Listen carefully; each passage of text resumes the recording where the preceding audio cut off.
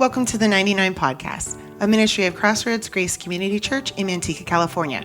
I'm Heather Mahoney, and I'm excited that you're joining us for Season 2 of the 99 Podcast. We hope it challenges you and creates a hunger to dive deeper into Scripture so you can know Jesus better. Hey, welcome back to the 99 Podcast. I'm Heather, and today we're diving into a fascinating chapter in the book of Daniel, chapter 8. It's full of rams, goats, broken horns, fallen kingdoms, and yet in the middle of it all, a powerful message about God's control over every season, the evenings and the mornings of life. But before we jump into the deep end, I have a little confession and story for you, Preston, because you shared about your first Bible. I did. And so I went to go find mine. I made my son help me look in the keepsake stuff. Wasn't in there. It was on the bookshelf in the back all along. And I realized I loved my Bible for collecting stickers because they would give you a sticker on Sunday for attendance, and I lined my Bible on the inside with them. Oh my gosh. You know, like my proud do-getter, righteous Heather type of situation. Well, that's what the Lord wants, right? Only actions. Yeah, exactly. The worst. And I still remembered that I know there's a couple stickers in there that are fuzzy, and I opened it up and there was two koala ones and the fuzz was still there. Precious moment stickers, all these things. And they're a badge of pride, probably not meant to be, probably meant to be an encouragement. But I really loved it. And it was the Good News Bible, but the English Standard Translation, which I don't even know what that means, but it had a shepherd and sheep on the cover, and I was real into it. I love that you remembered that there were fuzzy stickers. Like that, was that like an automated response? You just knew? Yeah. As a kid, I think I really liked stickers, and we didn't have like a lot of extra money. So when you went places, you can buy little stickers for 40 cents, 50 cents. There wasn't 40 or 50 cents. So when I got them at church, I made them last. That's a big deal. But yeah, I mean, sometimes we love the idea of God's word, but we don't maybe open it for the right purposes, which I think you really pointed out when you shared your football Bible. Whoop, whoop. And we can't just breeze over what happens in books like in Daniel. And so that's why I'm excited to unpack this with you together today and not get lost in the prophecy, the imagery, but what is this real about God? What does this mean for us? So welcome back, Preston Kulesha. Hello. Glad to be here. Glad to hear about your wonderful Bible. We have Bibles for our kids, but okay. Ada, it was so cute because Ada, when she was younger, like we read every night, and Ada wanted to sleep with it. She's like, I need to sleep with it. I was like, okay, that's great. Osmosis. Which was really cute, right? I was like, yeah, it's going to seep into her in the middle of the night. And then she just started like tearing it apart at night when she would get bored. So that backfired. Don't worry, they have a new one. And she no longer tears Bibles. So that's good. But yeah, happy to be here. Happy to talk about Daniel 8. Like this was some of the most like interesting research I've done for a message in a minute. Like it was so much history, and I thought I knew most of it, but like the dates and the exact details and even like the paths that these like that history took that matched up so exactly. Like I didn't know. We'll talk about like all the direction stuff. Like I had no idea. So yeah, this was really fun. Glad to be here.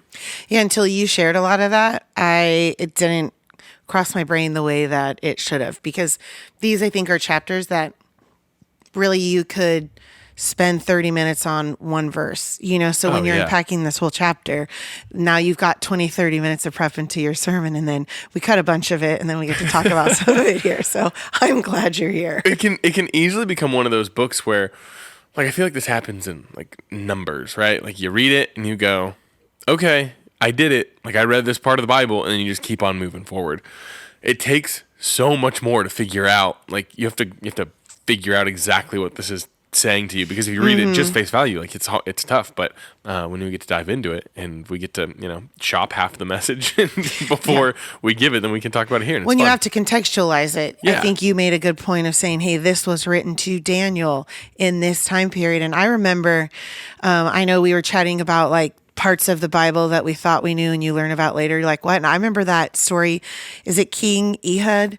The one where the guy's so big, someone stabs him with the sword, and his whole stomach swallows up the sword, so people weren't sure why he died. And Totally. As a kid, that's all I knew about him, is he unintentionally swallowed up a sword via his stomach. And certain things stick to you like that, and later you read it and you're like, oh, there's a lot more to this situation. Oh my gosh, I remember reading like the story about the bears that mauled all the kids. And yes, as a kid, I remember reading that or hearing about that at church. I was like, oh, all right, I guess be nice to old people. Like, that was my takeaway. That's my takeaway. Yeah, bears gonna kill you. Like, that's what I had. Which is important, to be nice to everyone, even particularly our elders. It's a good lesson.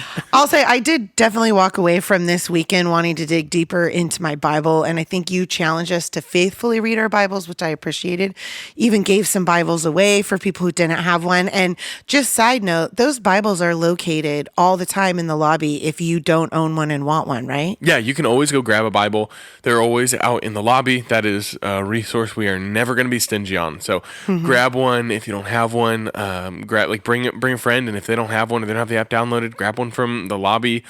We do the same in our student ministries. Like we do. We actually just restocked on a bunch of Bibles because so many kids were taking them, which was amazing. How many more did we have to buy? I think we just ordered another 150. Yeah, and we had 150 before, and we were down to like 20 Bibles. So which is great, right? Yeah, people need the Bibles. Yeah, we just ordered. I think we bought 100 Bibles for Grigori High School for their Christian club. Oh, that's right. Hand that's out, so cool. Right? So I was talking to them, and I was like, "Why aren't you guys reading your Bibles?" They're like, "Pass them out." So we don't have any. So okay. That's an easy fix, right? Like we're all about that. And yeah, you can go to crossroadsgrace.org/Bible to get all sorts of resources on how to read the Bible, on commentaries and videos and reading plans, so much stuff like that. So I think that is a great resource that everyone should use and even know just to give to other people. Yeah, and something I think we've both used with students before, but I've also seen used with adults is if you are not sure how to study the scriptures, if you look up the SOAP method, SOAP, Google that online. We'll put a connection in the link below. That's a really easy way to figure out how to study the scripture. When you say to yourself, I don't know what this is about, you could figure that out easily. Yeah, and I think that using those methods is so important, and the SOAP is a great use. And even we were talking the other day, you and I, as we were discussing a message I was giving to high schoolers about Bible reading. Like all this just kind of, you talked about Bible reading in middle school this week. I talked about it in high school last week, and then we preached on it this weekend. So awesome. It all just kind of comes together. Like we weren't looking ahead at that specifically. But when we were talking about it, you had shared that your number one thing that you like to tell students is it is about the quality of your time in the Word, not the quantity. Yes. And I thought that was so, like, it's such an obvious statement, but it matters so much because I'm even guilty of being like, well, if I don't get this whole chapter done, if I don't get this whole book done, then this wasn't a good time. But like, no, if the Lord prompts you to stay in one verse and meditate on this verse and pray on this verse and write about this verse, then like that matters way more. And that's what we should do, yeah. Yeah, so I think the strategies are really, really good. And also just sitting there and having a pen, don't be afraid to write in your Bibles. That's a thing that I never had an issue with, but I have encountered so many people that are like, no, you can't write in books. I said, oh, no, you can write in this one. Like, you should. You know what? You've got some high schoolers that have pretty sweet collections of Bible writing pens and highlighters. Oh, yeah. I'm thinking of Mia. Shout out to Mia, who does a lot of middle school worship, so I always see her with her Bible around. And she is not the only one with these cool cases. The Bible covers and cases are coming back. They're so back. They went away, and they're back. And so it's just fun to see all that. Even T, who runs kids, who's actually a small group leader for high school, has a sweet little pen bag going on that I love. I think it's so fun that these kids are getting together, and I mean, you should see there's more colors than I know existed in some of these kids' Bibles, in the highlighters. Like, they're highlighting everything, they're writing notes, they have pamphlets falling out of their Bibles. It's straight up. So great. It's 80s, 90s Bibles all over again. And it's so fun. And I think, the more we lean into it, encourage it, and like also don't be overwhelmed if your Bible doesn't look like that. My Bible has barely legible handwriting and the same yellow highlighter all the time because it's just about me and my engagement with the Word. Yeah, only you need to read it. Only I need to read it. And even then, sometimes I go, what was I saying here? Same. Sometimes I write. Sometimes you do everything in life too quick. So writing is definitely one of the things that I sometimes don't pace myself on. All right, let's dig in. Okay, we're Daniel chapter 8. We're not going to read through all the verses, but let's read through some of them. I got some questions. You made a reference or two during your message of things we'd get to talk about. So Daniel 8, 1 through 2. In the third year, King Belshazzar's reign, I, Daniel, had a vision. After the one that had already appeared to me, in my vision, I saw myself in the citadel of Susa in the province of Elam. In the vision, I was beside the Elal Canal. So, from your sermon, you asked that very important question is, why is God showing this prophecy to Daniel? And then you made the point that, hey, this message was not originally for us. It was given to him. So why is that such a big distinction, and how should it change or maybe frame the way that we read passages like this? I think that I always have a very strong bent to making this point because it's something that I struggled with for way too long of misunderstanding what the Bible was.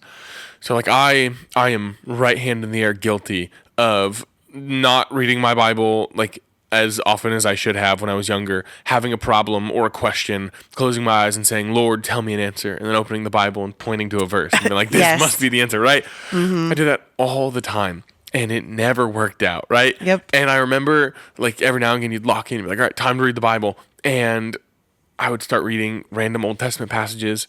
And I viewed the Bible as this, like, genie book that was written to Preston, for Preston in his life. Yep, that makes sense. And so I would read these things and be like, okay, Daniel, what is the lion's den of my life? And what does the ram mean for me and the goat mean for me? Like, that's not what it is. Like, it is history. It is proving something. It's not like making us shape something into our life. God is saying, no, this is what happened. Not this is what exactly, this ram doesn't represent something in your life. You can make something up. That's not why it was written. And I just think it changes how you understand things, because Agreed. I could make up my own goat and ram in my own life. I could justify any decision I want. You and I are both really good justifiers. We can convince ourselves of anything, right? Justice and justify. And so, like, I think we have to, like, we have to read the Bible understanding that it's not written exactly, like, not all the stories are written to us, but they are for us, right? Yeah, and context always matters in any situation. Yeah. Okay, we're going to read verse 3, but then jump to verses 20 through 22. I looked up, and there before me was a ram with 2 horns standing beside the canal, and the horns were long. One of the horns was longer than the other, but grew up later. Now to verse 20 to 22. The 2-horned ram that you saw represents the kings of Media and Persia. The shaggy goat is the king of Greece. The large horn between its eyes is the first king. The 4 horns that replace the one that was broken off represent the 4 kingdoms that will emerge from his nation but will not have the same power. So Daniel sees this ram and this goat representing massive empires that rise, that conquer, and then eventually fall. And you talked about how both were powerful, but also both were temporary. So what do these images teach us about human power versus God power, and maybe even how we try to take control of this in our own lives? I think that the most interesting thing for me to think about with this whole, like, the human power that God is, he's not commanding these armies to do this. And like that, at no point in this story is it like, and the Lord told the ram, you must go north, west, and south. And then like, these are humans and human kingdoms and human, greed and everything like taking place. And what God is saying is, this is what is going to happen. Not what I'm making happen, not what I'm ordaining to happen. This is what's going to happen. And yet God's purposes continue through the humans' plans, through the humans' power, whatever it may be. Like, God's power is ultimately what reigns. God's purpose is ultimately what comes true. It is all focused on, like, it all lands exactly where God needs it to, even though he didn't tell each of these people to do what they're supposed to. And I think that's such a, like, for me, it's so comforting, because I know that, like, God's plans are going to happen and his purposes are going to be there regardless of me and my own whimsical charging north, south, and west if he's telling me to go one way, right? Like, I am not the linchpin in God's success of his plans, and, like, thank God, because that would be a problem for all of us. And then, speaking of north, south, and west, you didn't say the ram went east.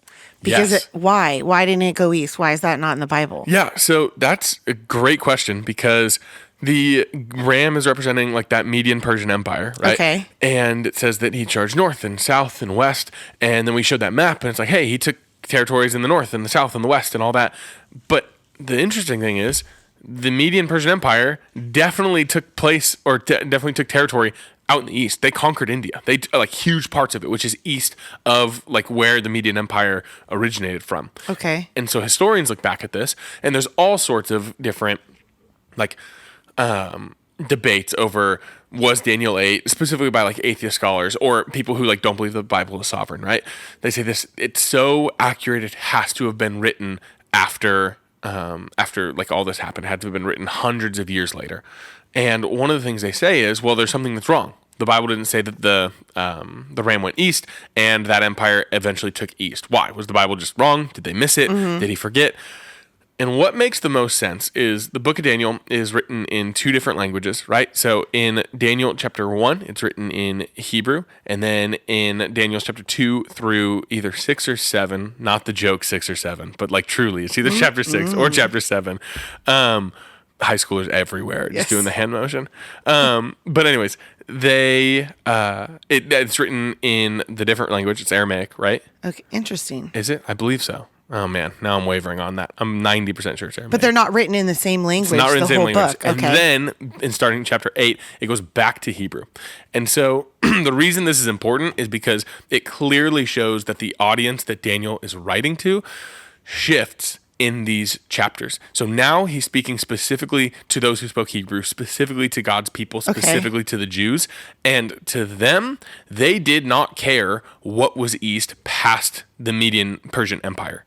That was what was east. They didn't have like a concept or a care of what was past them because they had already conquered east in their minds because they're standing there. And who owns the east? It's the Medians. So it makes sense that like historically they didn't say why they conquered more east because they understood, well, they own all the east anyway. So why do I need to like mention it? Duh. I already know that. So okay. That makes a lot of sense. Thank you. Yeah. And I think it matters who it's written to. It matters that it's written to Daniel to tell God's people. And that like when we get to the end of it and we land on this idea of it's telling God's people, I'm still in control. And God's people are about to go through even more turmoil and even more bad, right? As things go on.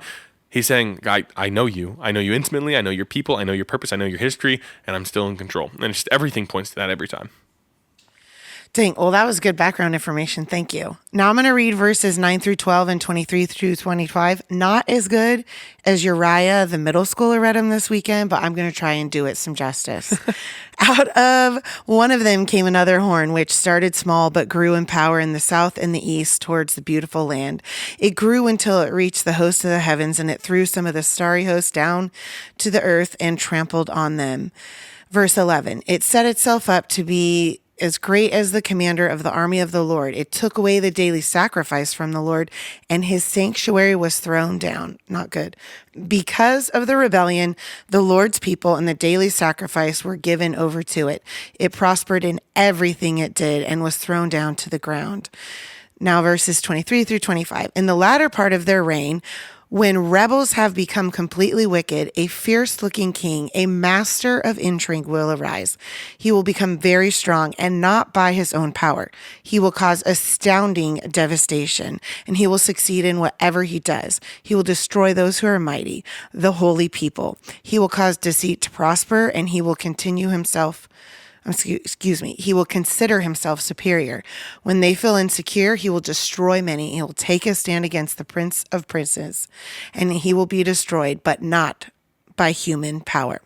So then we meet this little horn, a symbol of a cruel ruler, Antiochus Epiphanes, and his name literally meant God manifested, which is not subtle. No. He is a picture of arrogance, of persecution, rebellion against God.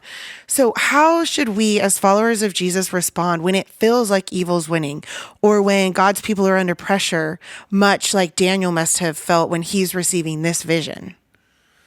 I think the answer's always been the same. Okay. Because thankfully, like, the ending is always the same. You have to, when it comes to like living in a world where evil is winning, we let evil get the upper hand. Like it's our bad. It's our fault. We started this. And yet God continuously tells us that he will use everything for his purposes and that his ultimate plan will be revealed in the end. Right. So God doesn't like take away every bad thing right now because it's being prepared for when evil is like finally defeated. And like, as this tells us in Revelation 13 will tell us, like eventually evil will take its final stand against God and it will fall. Like that has been written, that has been done. And it's wild. Like even we think about like the demons that Jesus encountered like on that road, and they like in the two strong men that were like bullying everyone. and they go, "Oh, Jesus, it's you. Like, it's not time yet. You're not supposed to like cast us out yet." And like, so even they're aware, like there's a time where they're done. So knowing that says, hey, when we feel like evil is winning, we have to remember, and this is what we're talking about, like the end of the message, we have to remember that God is in control and the end is written. That no matter how much it seems like evil has the upper hand, we know who finishes the race. And when you do that, like you feel so much more secure in how things work out. I was listening to a pastor who, when we work in the church, it means it's really hard to be football fans because we don't get to watch any football games ever. People ruin the scores for you on Sundays too and tell you. Yeah, there's no hope, right? And so this pastor I don't remember what team he liked, but he talked about how he records every game and he goes back and watches it, but he always knows how the game ends because people always tell him, "Oh, your team won, your team lost, whatever."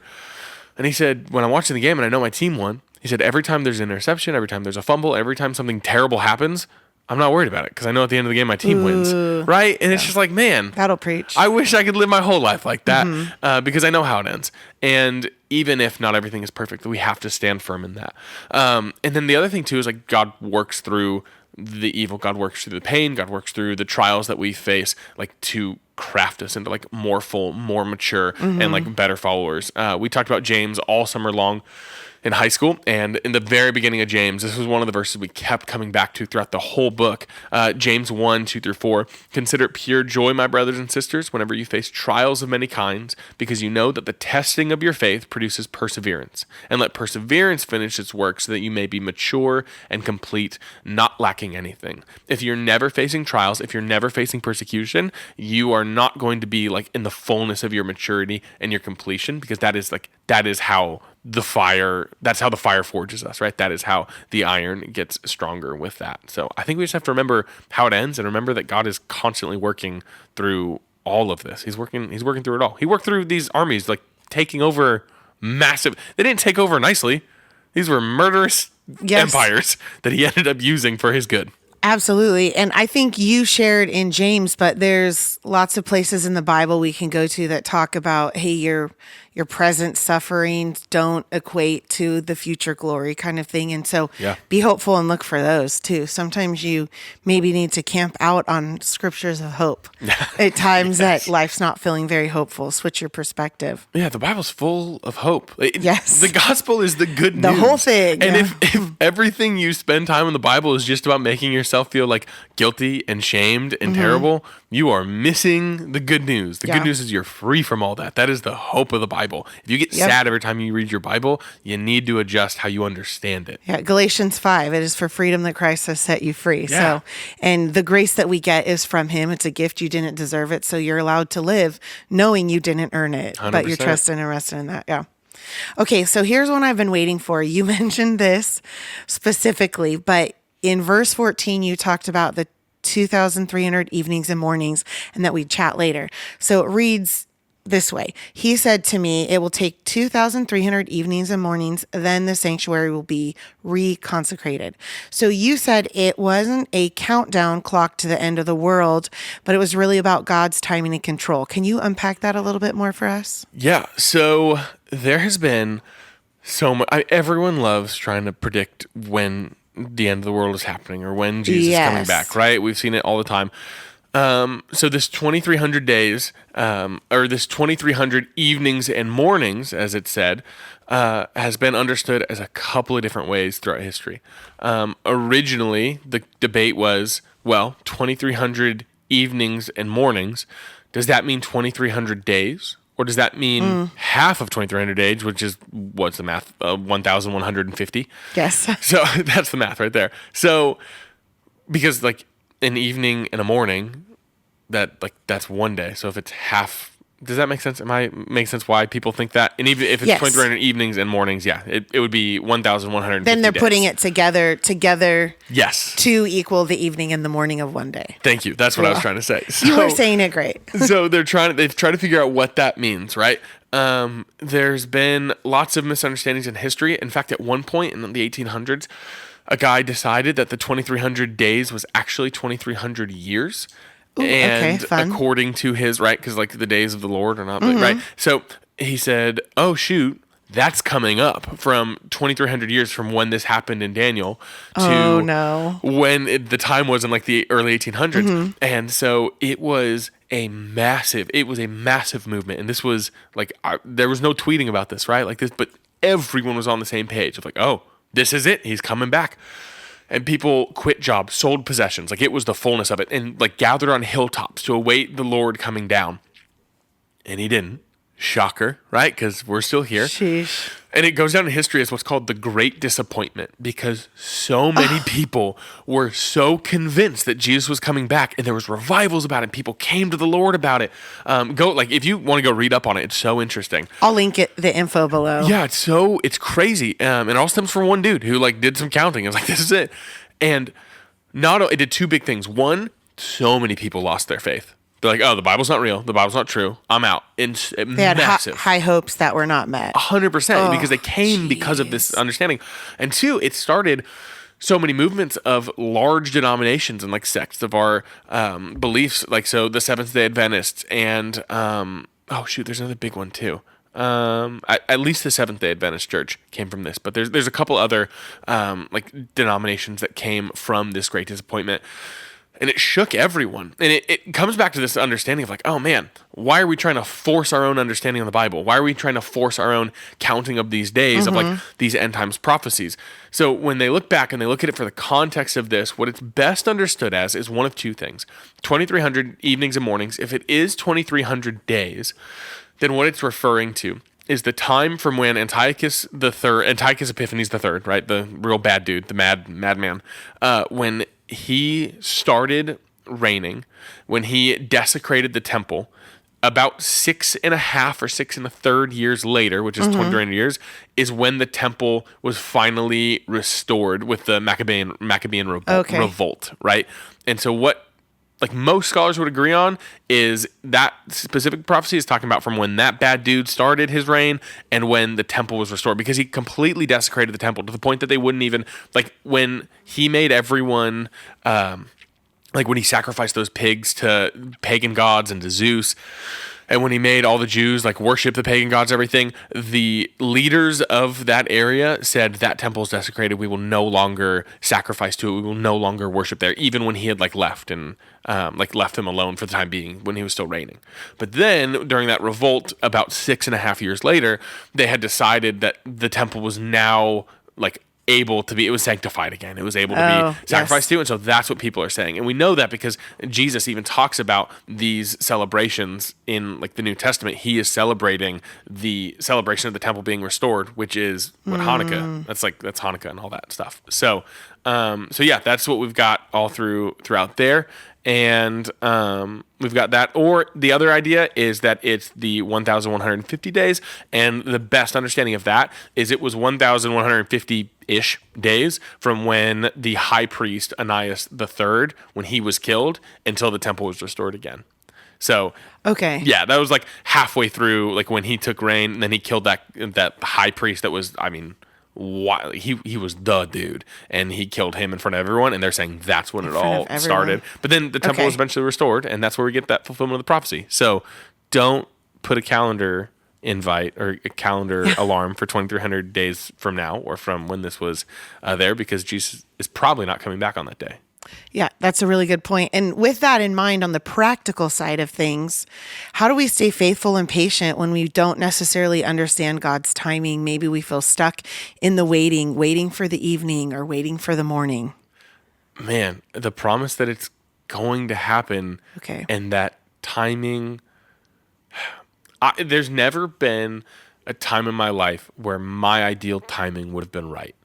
It's never happened. Like I've tried my whole life, and I will continue. Honestly, like in naivety, I will probably do it more of like, man, the timing is right for me to have this job, to be at this point in my life, to like, I remember even, I shared a bit about like college years and like taking different jobs, or like different jobs. Like, should we leave college? Should we, like, I don't know. There's been more examples I can even count, but every time Cash and I have been locked in like, this is the right time, but the Lord has just kept saying, no, and we are all mad about it. It has worked out so much better.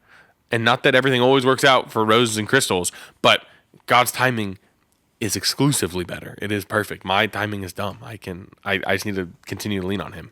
Yeah, and I think we'd like to plan a lot of stuff differently. I'm thinking about when you got hired here, you were finishing up this whole residency program post your bachelor's. You had a wife who was very pregnant. 8 months. She was 8 months pregnant, came out was it with a family member, right? Her grandma, yeah. She came out to get settled, and then you finished this giant program, didn't even stay for the graduation celebration, right? You just took off and drove. You're like, I got this job. I got to start with my wife. I don't think you ideally plan it that way. Yeah. But it is definitely how it worked out for you guys. It is not. I was like, that was the one. I skipped my high school graduation and my master's graduation. And I'm not sad about my high school graduation. I am sad about that one. That makes sense. But yeah, like it wasn't in the grand plan to have my 8-month pregnant wife move into a rental house that needed deep cleaned the moment she got there. Yeah. And then to live there by herself for a month until I got there. And then I came here. I worked here for 2 weeks. We had a baby. And then I was off for a couple weeks. And I came back and we went to camp.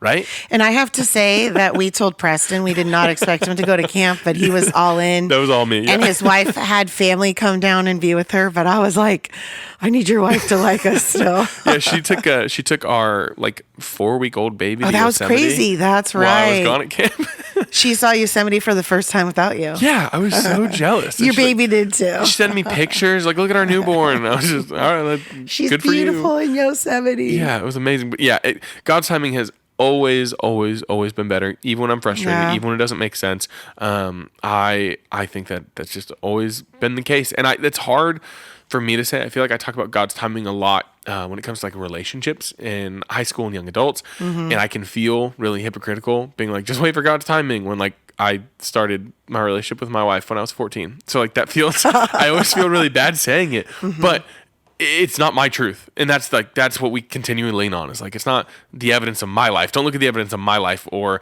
your life or anyone's life to be like, God's timing is perfect. Like, God tells us his timing is perfect. If I'm going to believe what he says is true, and I'm going to believe in the consistency and in the inerrancy of scripture, then I'm going to believe that he's going to continue to be right.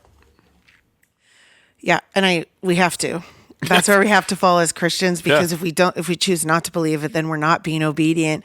Then we're missing out on a lot of goodness where God is active and faithful, and we're missing it because we just have a differing opinion. Yeah. And I think the other thing too is when it comes to timing, like if we're getting practical, if we're sitting around not trusting in God's timing or not understanding his timing, look around at like, what is the purpose of the timing that you're in right now? Like, why are you in the time you're in this moment? If you're so frustrated because you can't find someone, like you're like, I need to be in a relationship or I need to be married. Like, instead of being mad at God because that timing might not be right now, look at the time that you're in and like dive deeper into your small groups, into your friendships, into your mentorships, into, that type of stuff. If you're not sure about the timing of, well, when are we going to be able to move and do this thing? Well, like, look at the timing of where you're at now. Like, what's keeping you from diving in deeper before you move? Because I mean, everyone like wants the great fleeing of everywhere, right? Yes. Like, instead of worrying about when you can get to Texas faster, how can you dive into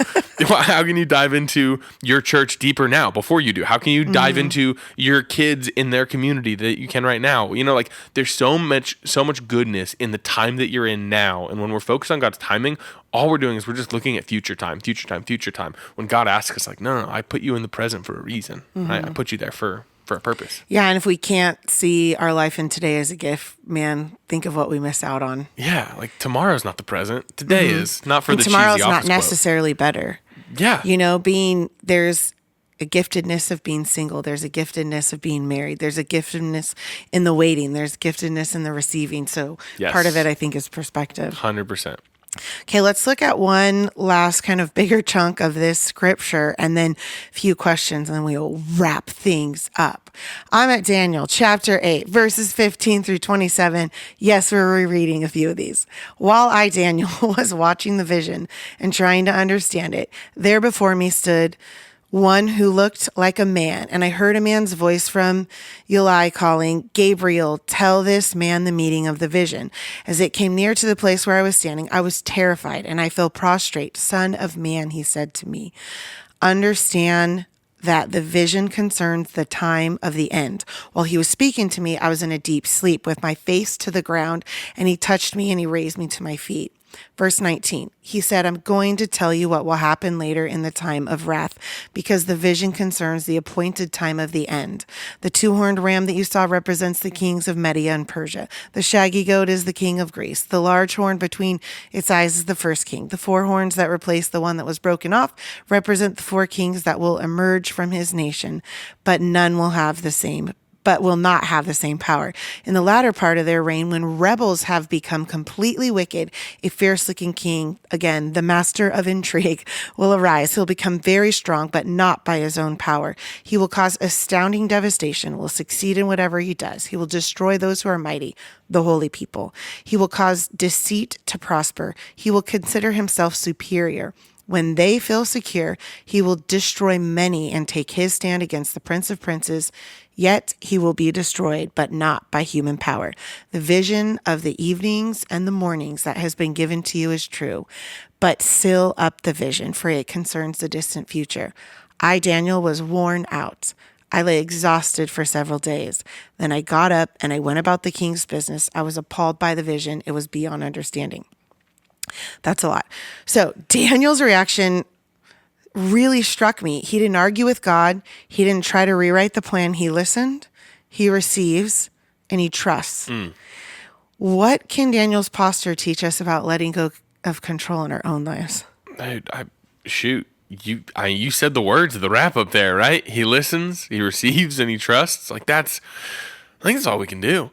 All I can do is listen, and listen to God in all the different facets. It's listening to God in like His Word. It's listening to God through like time in prayer and meditation. And when we say meditation, we're not talking like up on a mountain secluded meditation. We're talking just like receiving, just like quiet time. I was a young adult the other day, and he was talking about how one of the best practices he's been doing lately is after I think his prayer time in the morning. He said, I just turn off all the lights in my room and I just sit there with my eyes closed in silence for like 10 minutes. Like I've just been doing, he's like, sometimes I feel like I hear stuff. Sometimes it's just silence for 10 minutes. I was like, man, that's good discipline. That's also not fall asleep with the lights off early in the morning. Good for you. And a day and age of all sound and all volume and lights and flashing to sit and potentially receive, maybe just sit in it. Yeah, and like it's not like you're gonna hear a booming voice from maybe you will, but most people don't, right? I've asked for it. I've never gotten it. Yeah, I've never heard the booming voice of God. So, like, I think listening in those ways, listening to godly people around you, man, it matters so much that you have people who love the Lord and love you. You have to have those people around you because they can speak into you truth and wisdom, promptings of like the Lord or wisdom from their time in the Word and their walk with God. So we have to listen. We have to receive it. We have to actually like, when we say listen, it's both like listen as in like take in the information and then receive it as in like make it yours or like apply that information. That makes sense. And then trust it. Like you nailed it. You hit what we have to do. Okay, well, thank you. Well, then maybe a last question. How do you think we can recognize when we're trying to control things that God is already in control of? Like, what would be red flags for us to look out for? That's a great question. And I think the way, man, I wish I could credit whose idea this was because it's not mine, but it's someone. It's just stored up in your brain. It's just in my brain for some reason. If God took it away from you, like if God took something away from you, how you would respond to that, I think answers how hard you're holding on to something, right? So like how much God is in control of it. If God took your job away from you, and I'm not saying like being mad at like or being frustrated with like, okay, how am I going to provide for my family and how am I going to, right? Like I'm not talking about the logistics of it. I'm talking about like the purpose that you see in it. If like you value your job as the most important thing about you and your identity is crushed, if that's gone, well, then that means you were probably in charge of that and not God, right? If God, that's a good one. If God changes something in your life and you go, what the heck, God, I was doing something with that, then you were trying to hold on to the steering wheel and you're frustrated that God like redirected the course. So I think how you react, how you respond if that thing was taken from you, outside of just like regular human emotions, I think in the grand scheme of your life, I think that tells you how you're controlling things. Yeah. And Daniel is so much about control. And are you going to let God have it? Yeah. Going to try to take it back. Yep. Man, well, the chapter ends with Gabriel calling the whole thing the vision of the evenings and the mornings. And Preston, you said in your message, to God, the rise and fall of empires, the chaos of the world, even the hardest of nights of our lives, they're all under his control. Every evening and every morning, he's still God. So to everyone listening, whatever you're facing this week, the victory or the valley, remember that even when it feels out of control, it's not. It's his evening and it's his morning. Preston, thanks so much for joining us on the 99 podcast. You're welcome. Thank you for letting me be here and talk. Always a pleasure. We've got Pastor Brian back with us next week, preaching on chapter 9. We'll see you next week as we continue our walk through Daniel. And remember, don't try to control what God already has under control. Tag your it. Thank you for joining us today. We hope to see you next weekend at Crossroads on campus or online for one of our 4 weekend services. To view our service times, make sure you check out our website at crossroadsgrace.org. Tag your it.